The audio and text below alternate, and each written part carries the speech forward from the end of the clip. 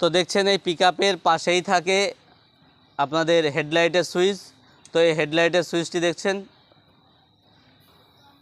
এই পিকআপের পাশেই থাকে আপনার হেডলাইটের সুইচ। তো হেডলাইটের এই মেন সুইচটি দেওয়ার পরে এরপরে যাবেন এখানে, এটা আপার ডিপার সুইচ যখন লং এবং শর্টে।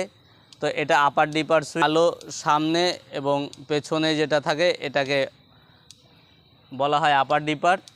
তো সামনে আপার ডিপার সুইচটি ইউজ করবেন। এরপরে এই সুইচটার নিচেই আছে আপনার ইন্ডিকেটর সুইচ, যেটা দিয়ে আপনাকে ইঙ্গিত দিতে হবে যে আমি বাঁ দিকে যাব।